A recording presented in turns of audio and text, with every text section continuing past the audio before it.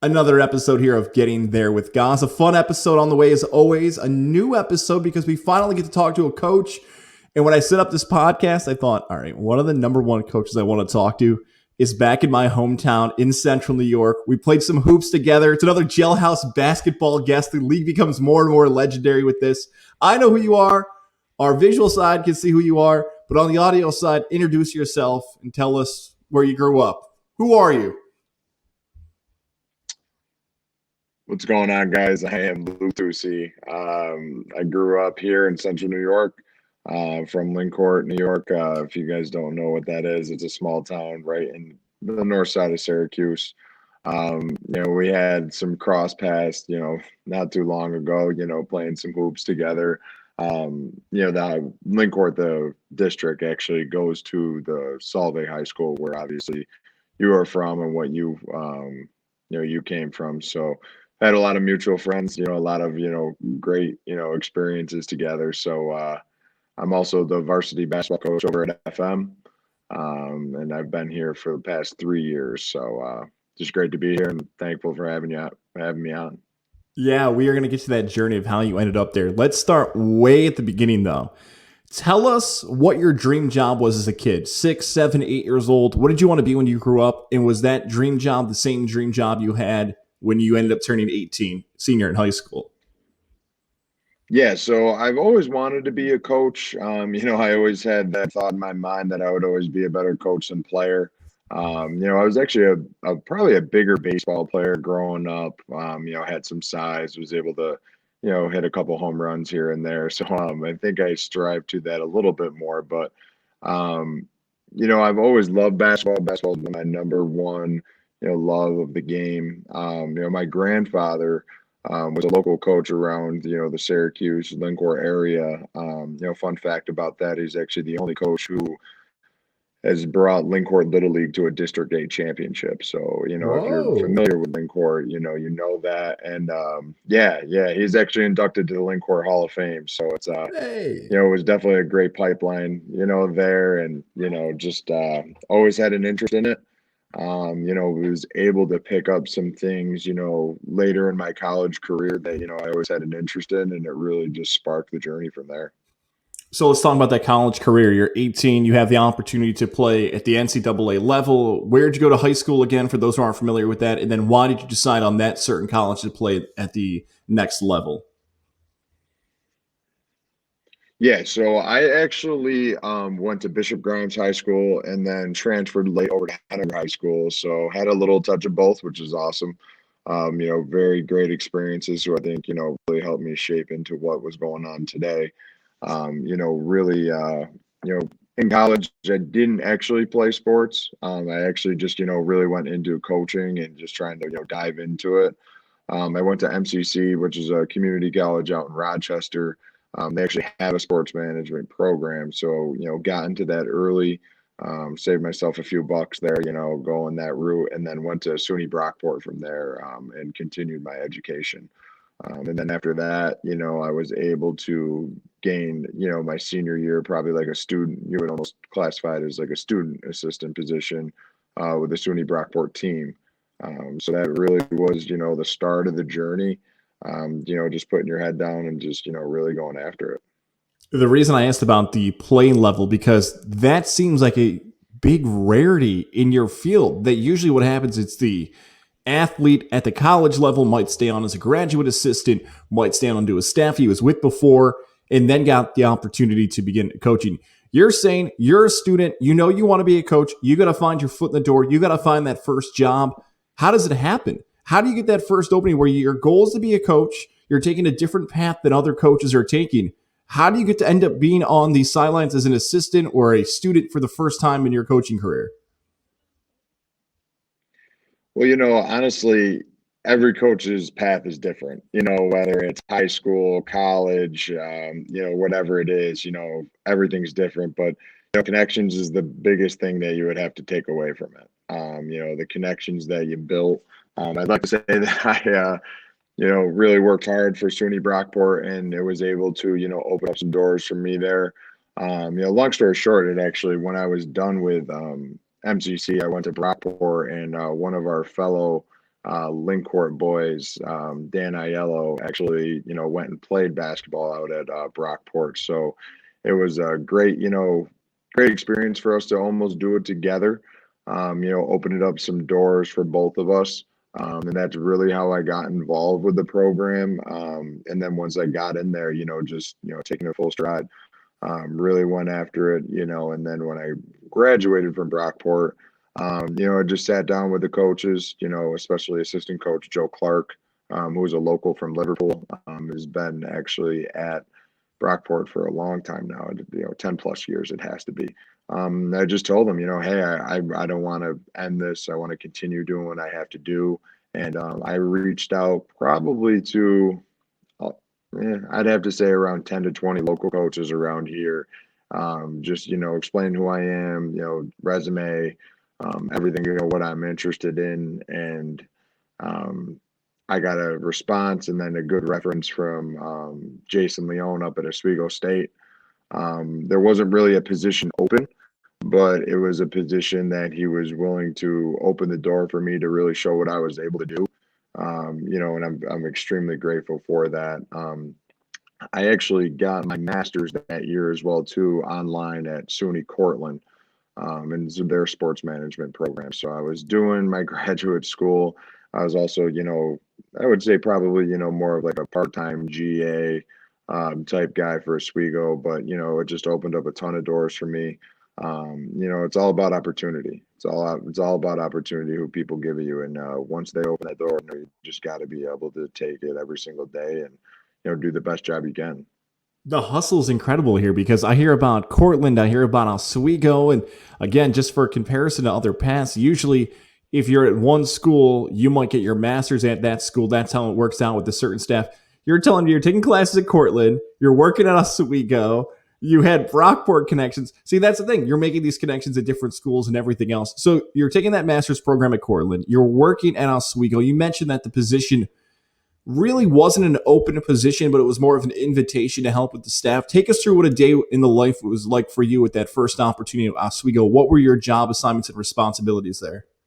It was just, an extra hand at practice. You know what I mean? I would do anything from helping with scout, going on recruiting trips, really getting my foot wet in the college atmosphere, which was great. You know what I mean? It was exactly what you needed, to really, build your name and build what you're trying to do. But yeah, it was a grind. It definitely was a lot of miles up 81 South there, and then going up to 481 North up to Oswego. So I had a lot of miles on the car, you know what I mean? Also, just every single day was, basketball, school, basketball, school, basketball, school. And, I have a great supporting cast, around, family and, significant other, who supported my dreams. And, it was a grind, but obviously it was all worth it in the end. And just, yeah, there was a lot that went along with it. But I think any coach knows that, early in your life and early stages, you got to put that grind in. And if you don't put that grind in, you sort of, probably aren't going to make it, to be honest with you. And if you really want to make it in this field, it's tough, but well worth it in the end. Yes, I think a lot of young coaches, especially in your field, will have that first opportunity and they could get easily discouraged because you're not at the point you want to be in your career yet. You're working towards that, you're striving for it. But when you're that person who's the coach who's doing all the extra things and taking on more responsibilities, it's tough. It is tough to have a social life. It's tough to have another focus on anything else. Did you ever find yourself getting discouraged or having moments you're like, boy, am I in over my head? Is this really what I want to do? Oh yeah, absolutely. I mean, I think anybody who is in this field or who has any coaching experience would tell you straight up that there's some down days. There's some down days because you think maybe you could grab a position that you're ready for, and there's just another guy in line. That's why I always, the best advice I've always been given with coaching is do the best job that you can at the position that you're in. And I think that really, kept in the back of my mind that, I really grinded out. And after the first year of Oswego and finishing, my degree, was really just trying to weigh options and see what went on. I was lucky enough where Coach Leone up at Oswego, put me on staff my second year, kept me around, found me from some finances, things like that. But even then, I had to grab, another job, was working, basically, two jobs, through it as a college assistant. And, like you said, it makes you question some things at some times, but if you really love it and you really know what you want to do, this is something that, you knew that this was going to be a part of the journey. So, it was a great experience and, very thankful for it. Yeah, at this point in your career, when you're going through this, your second year, you know that you're brought on staff officially. Is your mindset still you want to be a head coach? Is it at the high school level? Is it at the college level? Is it the professional level? Is your mindset starting to change? If I've always had a goal for years, I've always wanted to be a coach, but now going through it and doing it as an actual profession, my goals are changing. Is that the case, or are things starting to change for you? I've always wanted to be a head coach, always thought, what goes along with coaching. I think everybody in the back of their mind wants to run their own program, and the head coaching, level and experience, regardless of what it is. My second year at Oswego, we had a great year. But when the off season came, I had this job at FM open up, and my head coach at Oswego State basically, told me, what great experience this would be. I'm able to run my own program from the youth program all the way to running summer camps, which is just, a tremendous, experience. And, you learn within coaching that, it is really all about that. It's about the experience and it's about the connections and just, you keep learning things new every day. Like now I learn something new every day, with my team, with how the process works, especially with COVID going on, it's just, every single day, you just keep that knowledge and, just keep building every day. Yes. Now let's get into the Fayetteville-Manlius hiring. You are the head coach.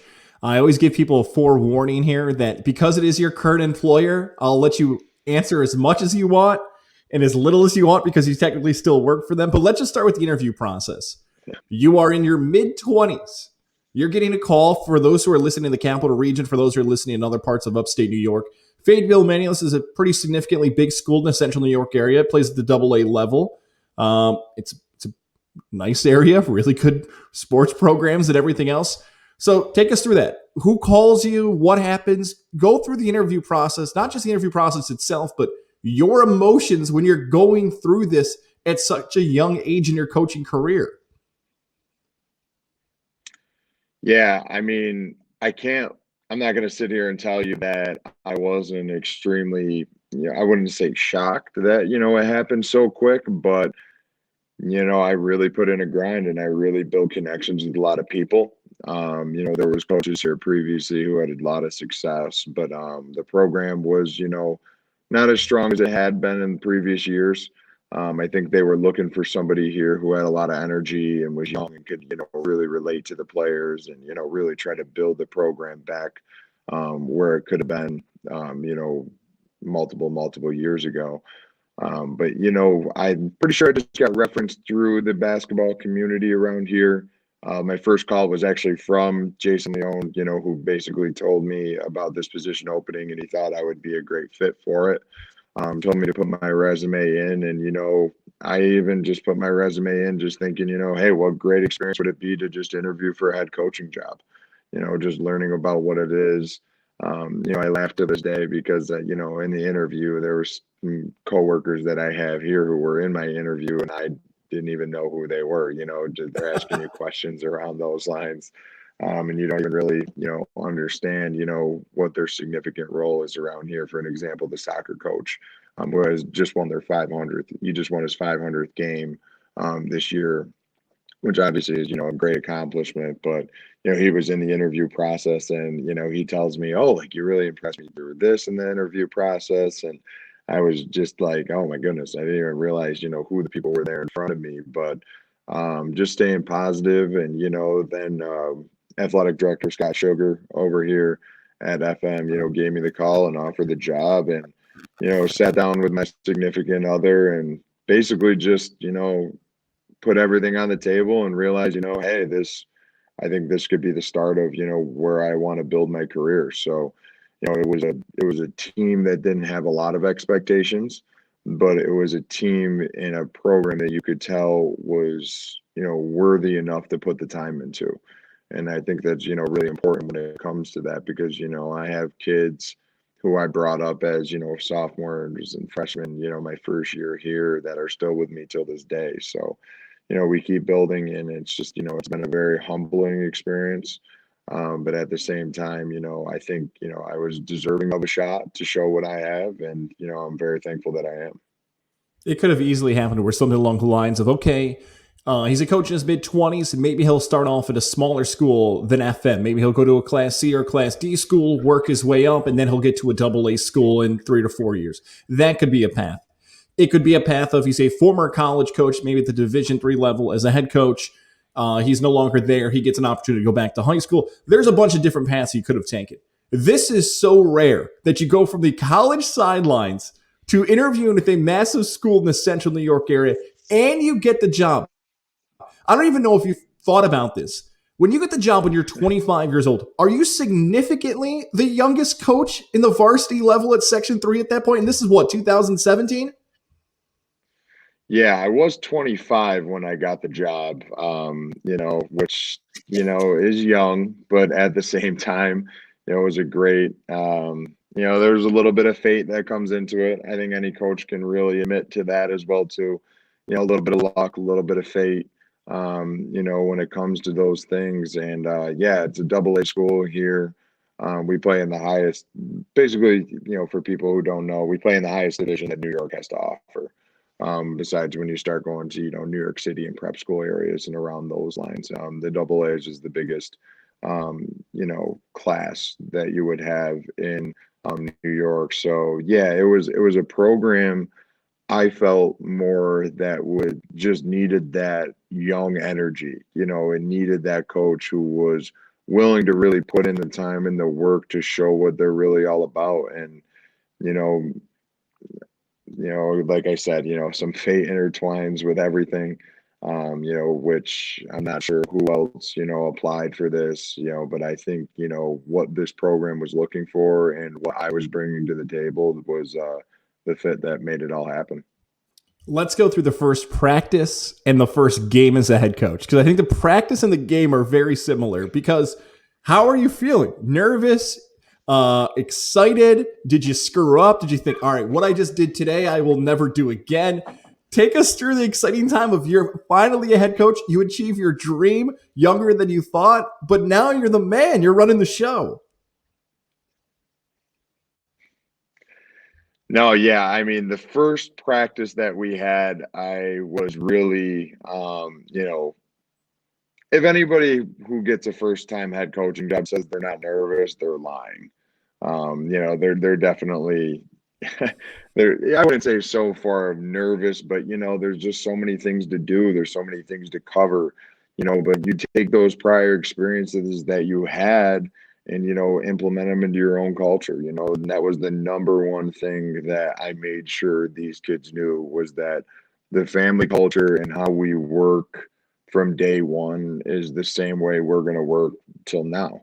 And I think that was the most important thing is setting the tone of, what we're trying to do here. I like to win. I think anybody else can, justify that from the head coaching level that, you love to win. And it was just, one of those things that, you really had to pound in to when you're starting a new program and, really starting from scratch. I mean, I didn't even know any of the players on the team. So I knew my energy level had to be up. I knew, I really had to get into those guys and show them really the fundamentals about what basketball comes to, because I mean, our league, there's been 2 state champions in the last 3 years. And if there wasn't COVID last year, I think, our representative from the section would have won it as well, too, or been pretty close to be able to do it. So we've had high caliber Division I players come out of our, league. So every night's a grind. And then touching back, on the first game, I think the formula really helped. We played CBA, we played at a neutral site. CBA is, basically a little crosstown rival of FM. The Catholic high school around here, right in the same town. Um, so I think, that was a good formula. We were able to win the game. Wasn't very pretty, but at the same time, you'll take any win that you can get.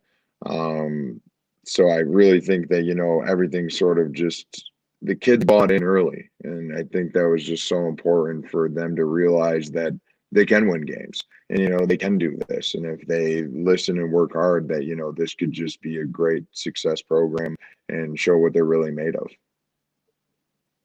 By the way, CBA has a legendary coach as well. Was he coaching at that point in your first game? I hope my timeline's right. Was he still on the sidelines, buddy?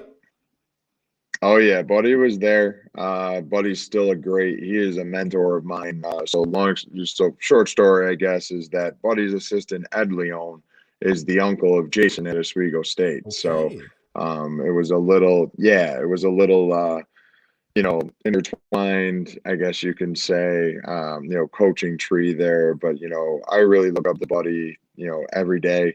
What he does, the success he's had, the players he's had go through his program. But yeah, I was lucky enough to get a win against Buddy in my first, head coaching experience, which obviously was, a great, great feeling. You can't sit back and say that you didn't really feel, that accomplishment when it did happen. But we were lucky enough to win the game. And, we were lucky enough to have some success with them previously.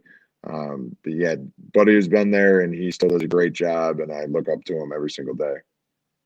After win one, did the players give you the water bath? The popular thing we see in March Madness now, where they pumping Kendrick Lamar, which, by the way, you guys probably both like Kendrick. Whatever was popular at that point. You guys, it's not like the difference. Like it's not like Ice-T versus, I don't know, Machine Gun Kelly or something, like 30-year different of what's popular. You guys are probably listening to the same music and enjoying the same shows, your players and you. A lot of offense Oh yeah, I mean references. it's a fun experience with these kids. I think relating to kids more nowadays in coaching goes a lot further than people realize. But yeah, that post game, celebration. The water was flying. I can't even lie. I was off the walls, excited, jumping up and down with them. I mean, they came off of they came off of, only 10 wins in the last, few years before that. So they were really struggling, but you knew they were good kids and they really wanted to work hard to win. And I think it was just an overall satisfaction between everybody. The kids put their hard work in, they were dedicated, they listened, the culture was set. And then, you know what I mean? Obviously, with me getting my first, win as a head coach in the first game, I think we all just let a bunch of emotions out, and an experience I will never forget for sure. All right, you're in season, so I got 5 questions to let you go because you got some practices and games and a lot of stuff going on. So we're going to close with 5 questions. Question number 1: do you prefer a suit or a sweatsuit on the sidelines? Do we see you as like Bob Huggins out there? You got your own swag? What's going on the sidelines with you? Oh man, I can't lie. The first couple of years, I was all suit. I was all suit. I tried to be very professional. Tried to show, my age didn't really matter. Dressed up just like the other coaches in the league. But I can say, the best thing probably about this COVID year, and I could talk for the other coaches in the league as well too, is that the NCAAs and the D1 guys that you see on TV has sort of set the tone of, putting the suits away, more going sweatsuits, things like that. So I'm a little bit of both. This year, been more sweatsuits. In previous years, been more suits. But I will say, going forward, I'll probably trend more toward the sweatsuits. But the big games, the Friday night games, the senior nights, got to sharpen up a little bit and challenge my inner Rick Pitino there. I like it. Yeah, if we get the full Colonel Sanders suit, I'll be down for that. I will drive in from Albany to see Colonel Sanders suit. You mentioned that first victory you guys had your team over CBA. Was that the I made it moment? Have you had a moment you've got to just step back, reflect, and say, I'm a head coach of a basketball team. This is what I've wanted to do. Or is the I made it moment still in the future for you? Right. Yeah. I mean, I think that's a tremendous question, honestly. I don't think that I've actually had that moment where I've even sat back and said, I really have made it. It's been a very surreal experience, just every single day coming to work and enjoying what I do. But I will say, after that first win, I wouldn't say it was more I made it, but more I knew in my mind I could do it. I could do it. And if, you have the right culture, if you have the right, stepping stones, that, you really can, do anything that your mind puts it to. Favorite part about coaching and your least favorite part about coaching? Favorite part about coaching, I guess, is, if you know me, personally, it's the relationship building.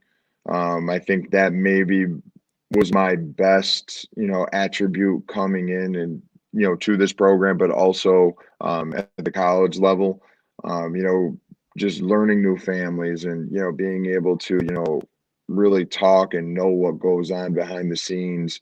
It goes a really long way in a trust factor. You have to trust your coach, and as a coach, you have to trust your players. And if you think that you're just going to come in every single day and know what goes on, just throughout practice, you're wrong.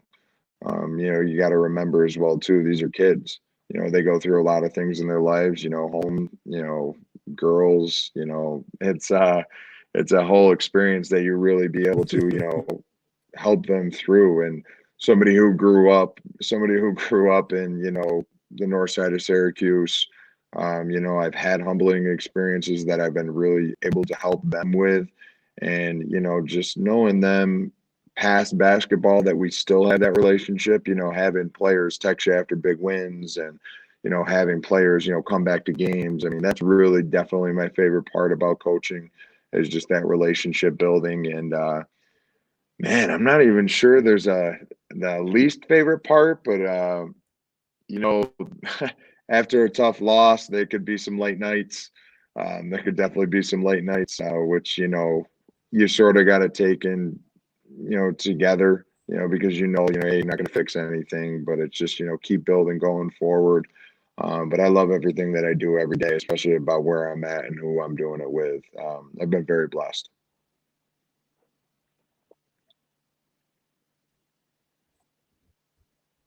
I was waiting for you to say your least favorite part of coaching is the media. You want to give me Greg Popovich answers for the rest of this thing. You want to complain about Syracuse.com not updating box scores enough and subscriptions and non. You can blame the media. You want to rant if you want right now, coach, if you want to rip into the media. No, you know what? I know you're not going to do that. I'll do that for you. Step up your game out there in Central New York. Take care of the good coaches like Coach over here. Good idea. Just don't say anything like Coach Popovich. Just I'll move on to the next one. You can hate the media all you want. Best advice Yeah, for yeah, yeah. basketball players trying to improve their skills. So middle school, elementary school, they want to get to the varsity level. They want to play for FM. Best advice for young players improving their skill set. Number one thing is to work on the basic fundamentals. And I know that might have sound, a little cliche-ish, but we work on fundamentals every single day at practice, varsity, college. When I was there, I've even had opportunities to do a little bit of an internship up at Syracuse University. Just being able to be around those programs. I mean, you watch the fundamentals be worked on every single day. So I know sometimes those are the most boring parts of practice, but you really got to work on those things when you're young, because if you're trying to make a 3-point jump shot before you can even make a layup, you're just in the wrong mindset right there. So that would be my number one thing for on the court things. But off the court things is taking the most advice you can from everybody. Not every coach is the same. Not every coach has the same philosophies. But if you can take a little bit from each coach and put them into your own game, I think that's how you really, really evolve as a player. I've been able to coach AAU, and coach some really high caliber players. And, they've even told me, "Hey, coach, that's the first time I've ever heard that before." And it makes you think, and it makes you, really satisfied as a coach, because even having a small part of their journey, you just, you have some impact on, what these kids do. And it's just, taking all that advice from everybody and just putting it into your own game, really. This next question, I hope 5, 10 years from now, a teenager listening who wants to be a coach hears this advice and then gets to coach against you on the sidelines and takes it. Best advice to get where you are. So give away as many secrets as you want to future coaches with X's and O's if you want in this answer. I definitely will say maybe the first, what I sort of said earlier in touchdown was you got to build connections. It's all about connections. And I don't even think that even touches on the coaching field. It really touches on life. It's all about who you know nowadays instead of what you know. And I truly do believe that. And it's just, saying the right things at all times, being respectful to everybody that you come encounter with. You don't have to like the person that you might be around, but if you can keep doing the best job that you are given through this field, that's how the doors open. And like I said before as well too, fate always intertwines with some people. Fate will always, be a little bit a part of coaching, but just really building relationships, really getting after it every single day, and never giving up. Well, even though I'm a Salve Bearcat, I'll be rooting for your continued success over at FM. I'm so happy to see where you are. It's an amazing story. One of my true favorite stories in the Central New York area, to see how your coaching career began at the high school level, when it began, on your timeline, and where it's going to go for the future. I'm going to let you go unless you have anything else you want to add, unless you have some great Josh Murray stories. Maybe I missed something that's really cool that you wanted to add, or a great story. If not, I'll let you go. But I always kind of end the podcast with like a little free say what you want, do what you want for the last few minutes. Yeah, no, I will, just one little quick story, I guess, just for background stuff is that, when you bring up Josh, it's funny because, for listeners who are tuning in, Josh is one of my best friends, and used to be one of your, coworkers. And I know you guys used to work together all the time, which is awesome. And I think it just shows when you're a good person and a lot of good people, that it's a great feeling to be around these people. You and I have met each other through other people, but then we're here getting to know each other even more through a podcast, and through interviews and things around those lines. So got to shout out my boy Josh Murray. He's all the way out in California now. Hoping he comes home soon, but that's really it. And I just, anybody who's listening, just, really just take every day, COVID, through these times, and just do the best job you can at each job.